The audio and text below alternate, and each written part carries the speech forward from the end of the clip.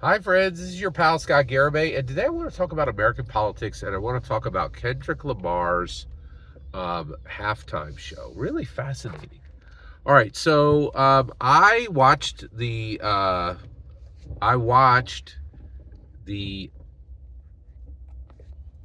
Super Bowl. Okay, and so I was in a position to watch the Super Bowl halftime show. I do want to just say for a minute, it was extremely difficult for me to watch the Super Bowl.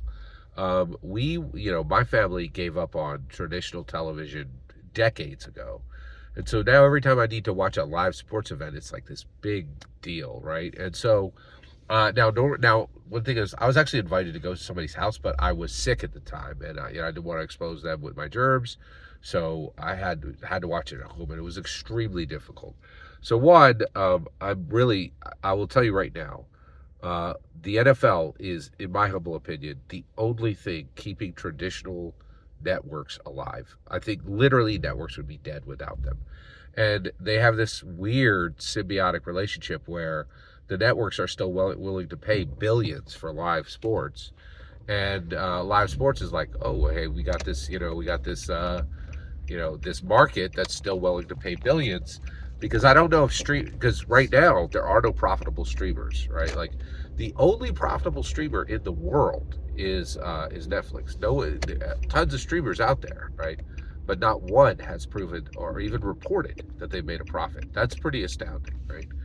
So I had the ability to watch Kendrick Lamar's halftime show, and I skipped it. Like as soon as the game's rolling along.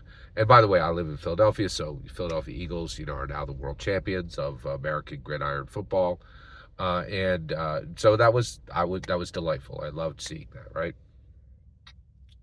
So what gets interesting though is I I didn't even bother watching Kendrick Lamar, right? And I want to talk about that, right? And why did I skip Kendrick Lamar's uh, halftime show? Well, I believe at this point that rap is finished. It's dead. Rap is dead. Rap is no longer a functional art form. Okay. So let's discuss this. So why do I believe this? So Kendrick Lamar is the reason. Okay. Now I'm going to put this on Kendrick Lamar, but there are a lot of other rappers who went through the same arc. Okay. Now, why is Kendrick Lamar considered an actual real rapper today? Well, it all comes from this picture, right? So he's actually from Compton, and there's a picture of Tupac down on his knee, looking Kendrick Lamar right in the eye when he was about 4 or 5 years old, right? It's iconic. It's extremely famous within the rap community, and so this gave Kendrick Lamar street cred. He actually grew up in Compton. That's street. That's as street as it gets. Okay, Compton is serious. Right, like there's real crime, real chaos, real ruin there. If you're saying like I had a hard life and you came up in Compton, yeah, right. Whereas like Hell's Kitchen, right, 30, 40 years ago, that meant something. Now you tell anybody you grew up in Hell's Kitchen, they were like, oh, so you drank artisanal coffee and your mom paid for somebody to sharpen your pencils when you went to your private school. Like it's different, right? Like with Compton, hardcore. All right, so he has real street cred, right? But all of that has been spent, and now we just live in a different time. So I loved rap when I was young. I can't even listen to it now. And the reason why is it doesn't make sense anymore. Rap is an art form that came out of anger. It is angry music, right? It's just like it's extremely angry music, right? And when it came out in 1974, right? It's literally exact same. It's the exact came out in 1974. It's 50 years old, right? And which is interesting because there's been no like 50-year celebration of rap. It's kind of interesting. There's a lost opportunity there.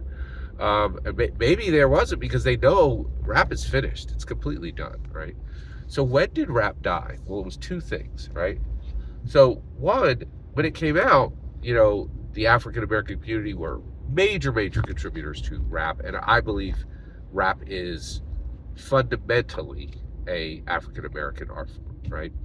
And so they were angry with the nation because they didn't have power, they didn't have access to power, and they didn't have access to power, right? But that's done now.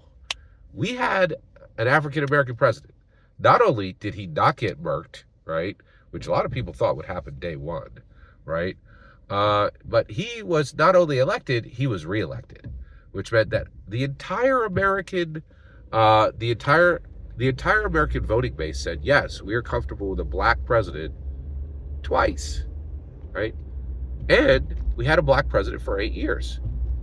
Now, at this point, if the African American community is angry with America, it's on them, right? Like, they have access to power. They're no longer kept out of the power structure. They had 8 years to fix the police, right? And that's generally what rap is about. I'm angry about the police, right? There's quite literally a very famous song about the police in rap music. I think it was Ice Cube, and you could say that when you don't have access to power, it's completely legitimate for you to say, "Hey, F the police," right? Like, that's a legitimate angry note, right? But if you had 8 years where you could have changed the police and you didn't, right? And you had 8 years where you ruled America, and you've also proven that that the American public is more than willing to elect a black president, then it's on you. You don't have a right to be upset with the system anymore. You are the system, right? You're not outside the gates anymore. You're in the gates, right? You're part of the power process, right? So at this point, I think that if there's an African American man or woman and they're being angry in their rap, you're kind of like, hey, what are you angry about? Like, you're in, right? Like, you are part of the power process now. The police structure is literally yours. It's what you chose with 8 years of Obama, right? Like, you could have cut the number of police. He could have cut the number of police in half. He could have made it so that they only carry tasers. He made no significant changes. He absolutely preserved it, right? And the African American community and the Caucasian community and every other American community was like, yeah, this is what we want. This is why we're reelecting you, right? So at this point, there isn't a really good reason for anyone to be singing angry songs in rap, right? The other one is Kendrick Lamar. So I'm going to call Kendrick Lamar out on this, but this has happened. So Kendrick Lamar came from Compton. That dude's street. Not anymore. I listened to his album he did before GNX. I don't even remember the name because it was so bad. It was abominable. I'm not kidding. He recorded getting in a fight with his girlfriend, right? And then putting it on the album. He recorded his therapy sessions and put it on the album. When we've gotten to the point where a gentleman from Compton, who's as street can be, is recording his therapy sessions and calling it rap, rap is dead. We're done. Like, yeah, like, and if you want to, yeah, and like I said, rap is about anger, right? Well, if now rap is about your therapy sessions and your couch scribbler telling you something, that's it. Let's call it a wrap, folks. All right, that is no pun intended. Sorry. It's done. It's done. Right. So rap is dead, and that's why I skipped Kendrick Lamar's halftime show. Every single word you just heard in this video is my humble opinion. Absolutely nothing more. Absolutely nothing less. The important part is when I get to hear your humble opinion when you get in the comments and send your traffic. Please consider subscribing and have a fetch millennium.